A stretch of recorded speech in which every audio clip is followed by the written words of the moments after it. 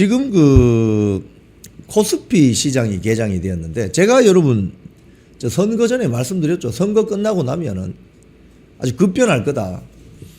지금 오늘 먼저 원달러 환율이 1555원으로 개장했습니다. 그러니까 한 20년 전에 글로벌 금융위기 이후에 최고 수준으로 개장했습니다. 1달러에 1550원. 그리고 개장을 했는데 지금 살짝 또 내려갑니다. 1548원. 한번 보여주시죠. 네.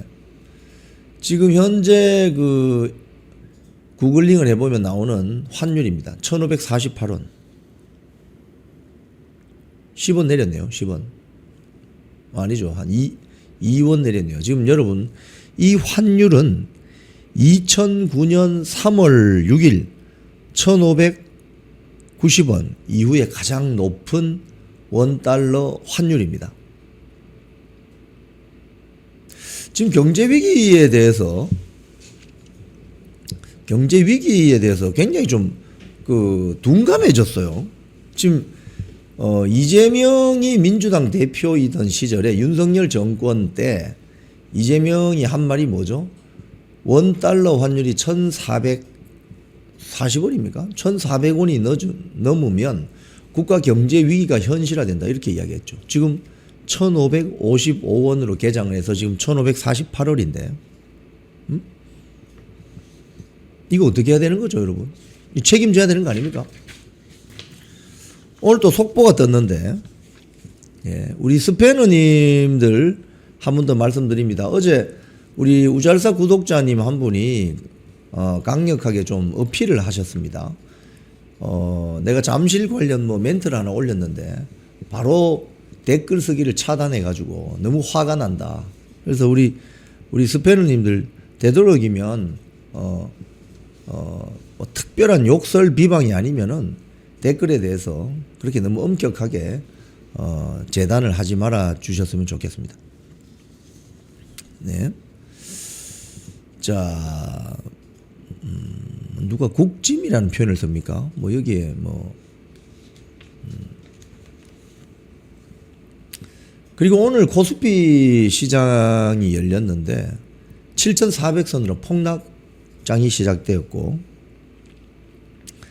하락률이 8%를 넘어서 거래가 20분 동안 중단되는 서킷 브레이크가 발동됐습니다.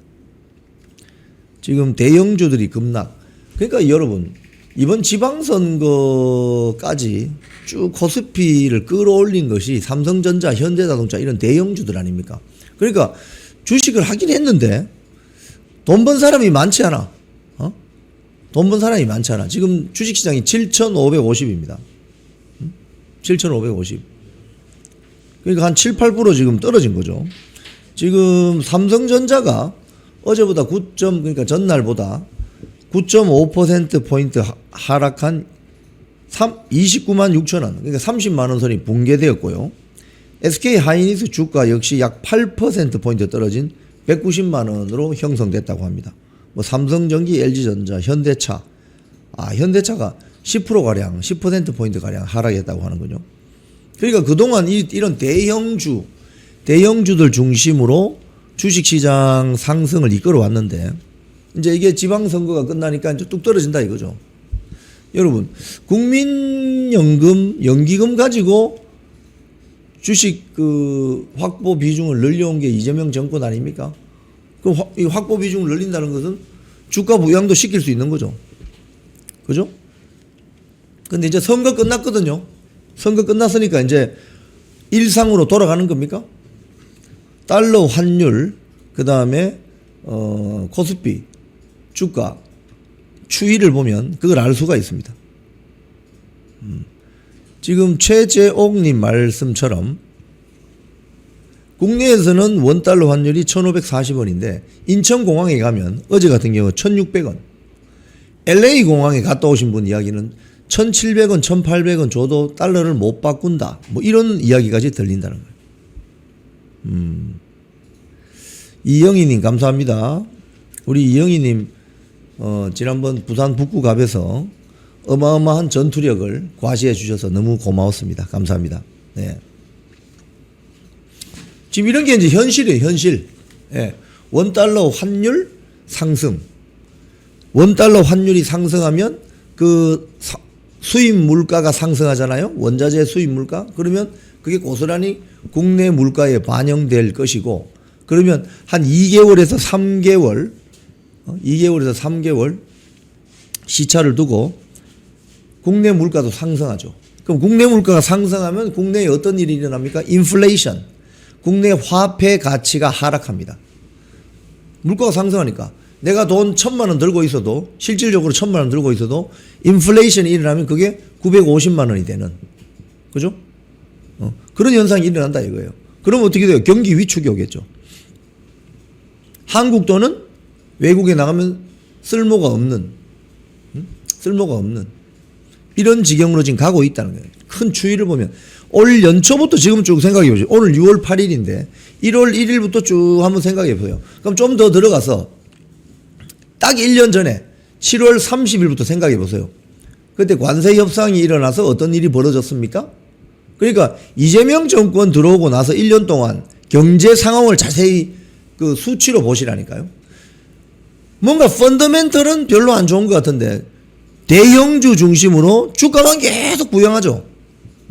그 과정에 일부 돈을 좀 짭짤하게 벌은 세력이 있긴 있겠죠. 근데 국민 대다수는 그렇지 않다 이 말입니다.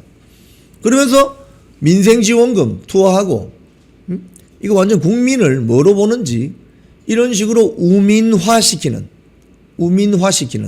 이런 환경 속에서 지방선거가 치러졌는데 지방선거 결국 어떻게 됐습니까? 투표용지 부족 사태로 박살이 나버렸죠. 자, 지금 그 이재명의 지지율이 55.2% 3주 연속 하락했다는 조선일보 보도 나왔습니다. 이 내용을 보면 여론조사기관 리얼미터가 에너지경제신문이 의뢰했는데요. 전국 유권자 2013명을 대상으로 조사를 했고요. 지난 6월 1일부터 5일까지, 그러니까 지방선거 전, 직전 지방선거 직후, 이재명의 지지도는 전주 대비 3.9%포인트 하락한 55.2%. 리얼미터의 분석은 투표 용지 부족 사태에 따른 행정 책임론, 민주당의 서울시장 탈환 실패로 촉발된 정부 견제론이 겹치면서 지방선거 그 다음 날부터 하락하기 시작했다. 또 더 재밌는 것은 리얼미터가 6월 4일 5일 이틀 동안 유권자 1,004명을 대상으로 진행한 정당 지지도 조사 어떻게 됐느냐? 민주당, 국민의힘 41%로 거의 동률입니다. 민주당이 41.8, 국민의힘이 41.1 동률입니다. 똑같습니다. 네, JA님 감사합니다. 제가 목소리가 아직 이거 100% 이 명쾌하게 나오질 않습니다. 약간 목소리가 약간 맛이 갔죠. 자 그리고 리얼미터의 분석은 이렇게 분석을 하고 있습니다. 민주당은 이번 지방선거에서 광역자치단체장 12곳을 확보했지만 상징성이 가장 큰 서울시장 탈환에 실패했고 부산 북구가 평택을 등 주요 격전지에서도 패배하면서 중도층과 30대의 이탈이 두드러졌다.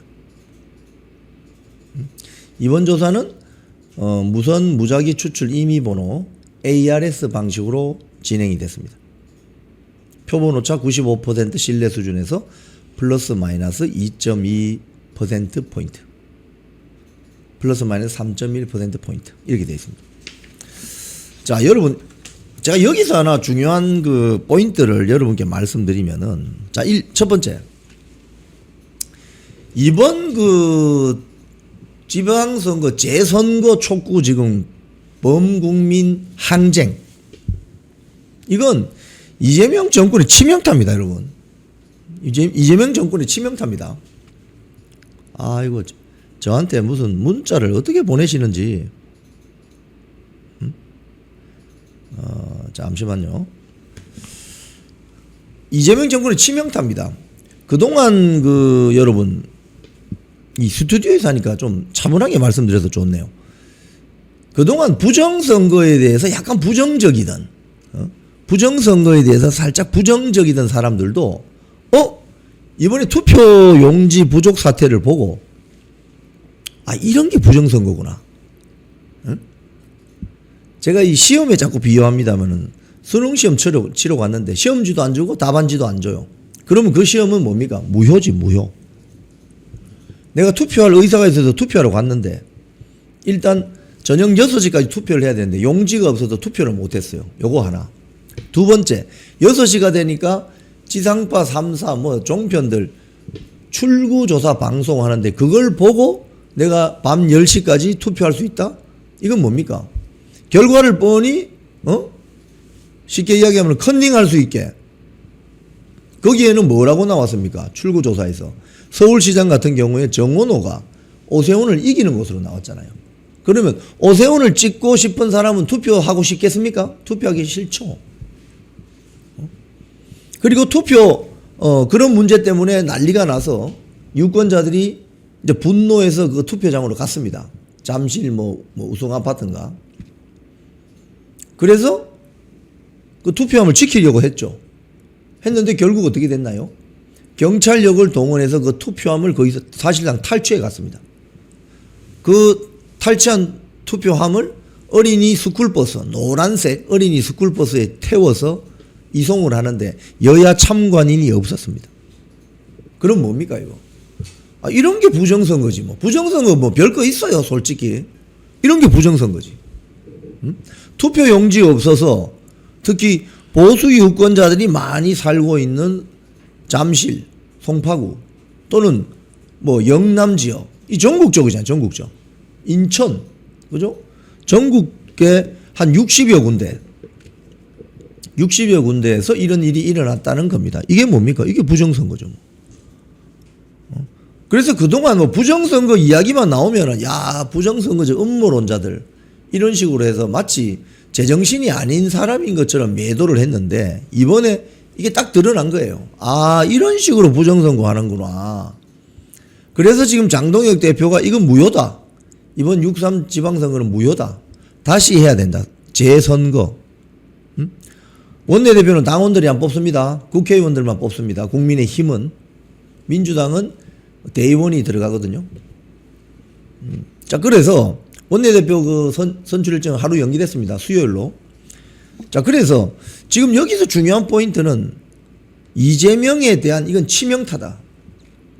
선거제도 자체가 부정인데 어떻게 그 정권에 대한 신뢰가 생기겠습니까? 완전히 선거판이 오염된 거예요.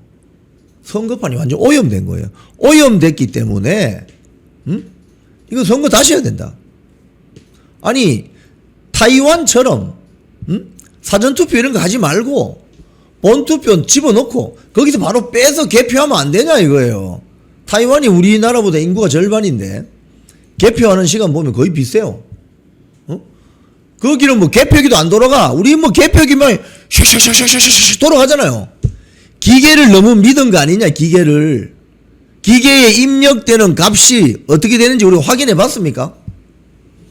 기계 샤샤샤샤 돌아가니까 빨리 선거의 효율성만을 추구했지 선거의 공정성에 대해서 의심해 봤냐 이거예요. 그래서 오늘 같은 이런 사태가 벌어진 거다 이거예요. 지금 많은 분들이 그렇게 이야기합니다. 선관위가 선거 사무의 효율성만을 추구했지 선거 사무의 공정성에 좀 더 관심을 기울였냐. 이 근본적인 질문을 하고 있는 겁니다. 지금. 자, 그래서 이거 너무 주제를 펼치지 마시고 지금 당장 우리 앞에 벌어지는 일에 집중해야 됩니다. 6.3 지방선거는 무효이고 재선거해야 된다는 야당 당수의 이야기입니다. 민주당 국민의힘 지지율이 41.8, 41.1 동률입니다. 동률. 자, 그런데 여기서 지금 국민의힘 지지율이 올라가잖아요. 근데 국민의힘 내부에서 왜 장동혁 당대표 사퇴하라고 하는 이야기를 왜 하죠, 이자들이? 이 제정신입니까? 아니, 당 지지율이 올라가는데, 당 지지율이 올라가요. 근데 왜 국민의힘 당대표가 사퇴해야 되죠? 임기가 남아있는데. 지방선거 책임지라고 하는데 제가 지방선거 결과 분석해 드렸죠. 성적이 A 플러스까지는 안 된다고 하더라도 준수합니다. 근데 왜 사퇴하라고 하죠? 결국 이자들은 지방선거 책임론을 들고 나오면서 장동혁 대표 끌어내리고 또 비대위 만들고 일정 기간 비대위 가다가 2년 뒤에 총선 공천권을 가지게 되는 그 당권 세력을 장악하려고 하는 꼼수일 뿐이다 이거예요. 그리고 오늘 보니까 뭐 장동혁 대표 사퇴하라는 집회도 이제 준비하고 있다면서요? 제정신입니까 지금? 그런 에너지 있으면은 이재명 정권하고 싸우라고. 그런 에너지 있으면은 이재명 정권과 민주당하고 싸울 에너지는 없고 장동혁 지도 끌어내릴 에너지만 생기는 건 이건 뭐냐 이거. 이 내부 총질러들이지. 장동혁 대표는 당원들이 만든 지도부입니다. 물론 잘하는 것도 있고 뭐 못하는 것도 있죠. 부족한 점도 있죠. 하지만 당원들이 만든 지도부를 흔들지 마라 이겁니다. 다음에 장동혁이 아닌 또 다른 장동혁 2, 장동혁 3가 당원들이 만들어낸다면 그 지도부를 믿고 가면 되는 거예요. 근데 왜 끌어내려고 그래? 임기가 남아있는데. 제가 말씀드리는 이야기는 그겁니다. 뭐 한번 장동혁 사태 오늘 보니까 별 이야기가 다 있더라고요. 화형식도 한다고 하고 무슨 지금 쌍팔년도식으로 지금 장동혁 지도부를 지지하는 책임 당원들이 생각 외로 많습니다, 여러분. 그분들이 결집하는 과정이 되면 저는 약간 짜가 성격의 장동혁 지도부 사퇴하자는 저런 세력들이 힘을 못 쓰게 될 거예요. 왜? 이 당은 120만 명의 책임 당원이 있습니다. 자, 오늘 국민의힘 그 최고위원회가 있었는데 그 최고위원회에서 장동혁 당대표가 한 발언을 좀 보겠습니다. 국민의힘 주도로 국정조사 특검해야 되고 그 다음에 재선거가 먼저다. 이런 내용으로 발언을 했습니다. 장동혁 대표 발언을 한번 들어보도록 하겠습니다. 이재명과 민주당이 연일 선관위 때리기에 열을 올리고 있습니다. 그런데 지금의 무소불위 선관위를 만든 장본인이 누굽니까? 선관위 비판하면 징역 10년, 법안까지 받는 게 민주당입니다. 2023년 선관위 가족 채용 특혜 사건이 터졌을 때 국민의힘이 선관위를 악마화한다, 노태악 흔들기다라며 철벽 방어에 나섰던 사람들도 이재명과 민주당이었습니다. 감사원 감사도 경찰 수사도 가로막고 국정조사 타령만 했습니다. 결국 시간만 끌고 아무것도 밝혀내지 못했습니다. 지금 민주당 국정조사의 진정성을 믿기 어려운 이유입니다. 국정조사를 하려면 제대로 해야 합니다. 위원장부터 증인 채택까지 국민의힘이 주도해야 합니다. 그래야 국민이 납득하는 결과를 내놓을 수 있습니다.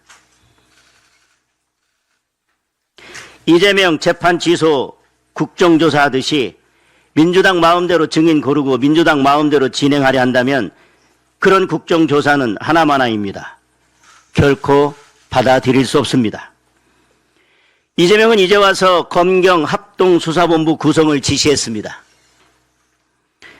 수명이 4달 남은 검찰을 동원한 것부터가 넌센스입니다. 이 엄중한 사건을 4달 만에 수사를 끝내라는 겁니까? 사실상 수사하지 말라는 하명입니다. 국정조사를 앞두고 서둘러서 검경 합동수사본부를 출범시킨 것은 국정조사에서 수사 중인 사안이 답변하기 곤란합니다 라고 하는 변명거리를 만드는 것밖에는 안 될 것입니다. 올해 초 경찰은 선관위 서버 보안 점검을 했다는 이유로 국정원을 압수수색하고 직원들을 입건한 바 있습니다. 선관위 실드 치겠다고 안보기관까지 덮치는 경찰을 믿으라는 말입니까?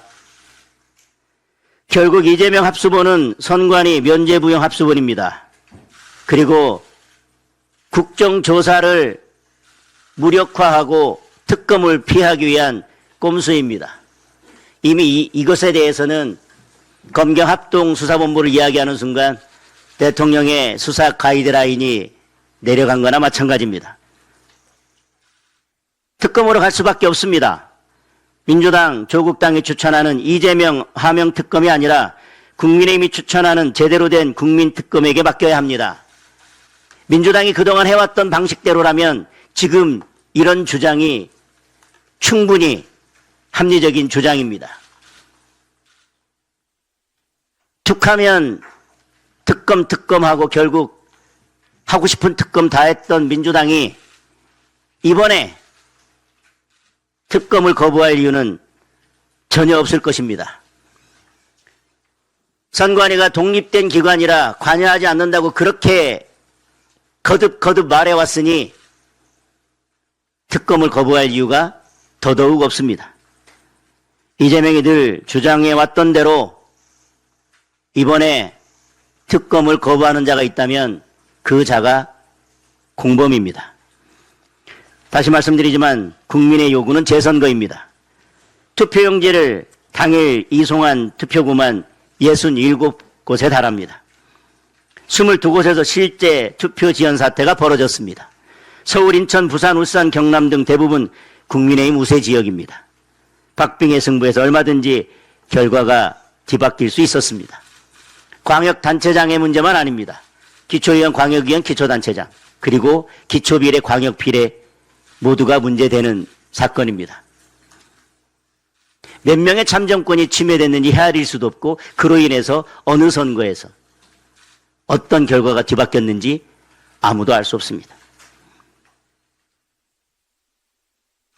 저에게 정치쇼라고 말하는 민주당 의원들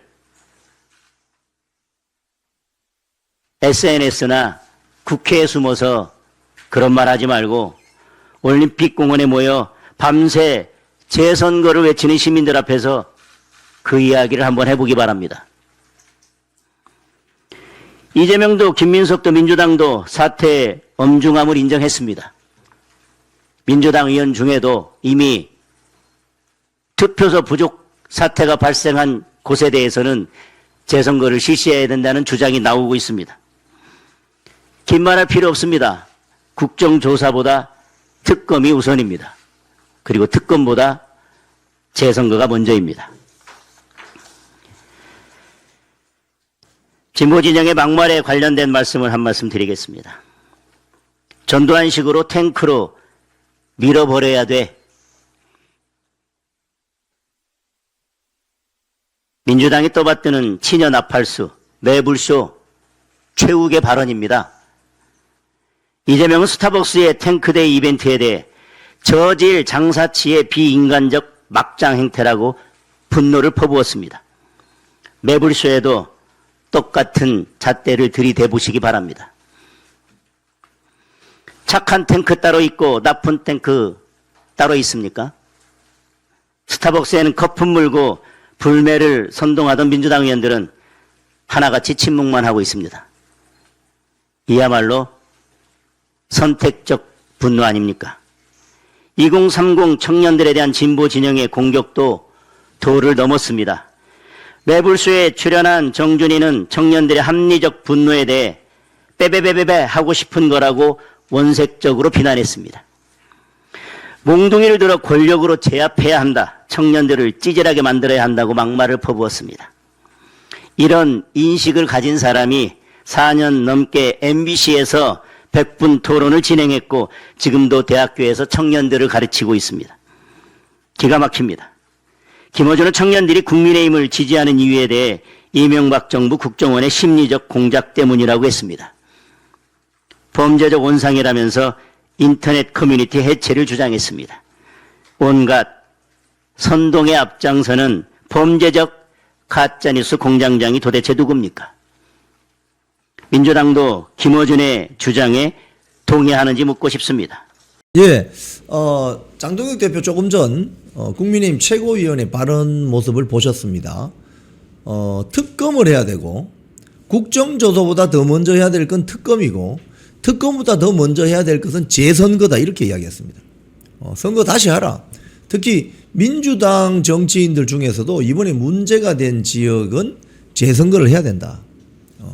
이런 이야기를 했습니다. 아주 강경하죠. 원칙적으로 강경합니다. 문화일보 보도를 보니까 인천시장, 어제 유정복 인천시장 후보자가 인천에 송도 1동, 2동이 있는데 여기 사전투표 득표수가 똑같다는 거예요. 여러분 이거 아주 놀라운 일입니다. 유정복 인천시장이 이 나올 수 없는 결과다. 무슨 소리냐. 송도 1동, 송도 2동이 있는데 관내 사전투표에서 박찬대, 유정복 득표수가 박찬대가 송도 1동에서 3030표인데 송도 2동에서도 3030표가 나왔습니다. 또 유정복 후보는 송도 1동에서 1440표가 나왔는데 송도 2동에서도 또 1440표가 나왔어요. 이게 나올 수 있는 거냐, 이 확률적으로. 어떻게 숫자가 똑같지? 3030대 1440표. 뭐 맞췄나? 뭐 보정값 넣어가지고 맞췄나? 지금 이런 것들이 지금 눈에 보이기 시작하면서 대학가에서도 지금 연이어서 선관위 규탄 성명이 발표되고 이 불이 확산되고 있습니다. 연성 파시즘 체제로 갈 것이냐 아니면 자유민주주의 체제를 지킬 것이냐, 이를 위해서는 결단과 용기가 필요합니다. 민주당의 정보통신망법이 통과되어서 오는 7월부터 시행이 됩니다. 이렇게 되면 언론 자유 훼손은 물론이고 자유우파 유튜버들의 산업 생태계에 심각한 지장이 예상됩니다. 여러분 어떻게 해야 되겠습니까? 여러분들의 도움이 필요합니다.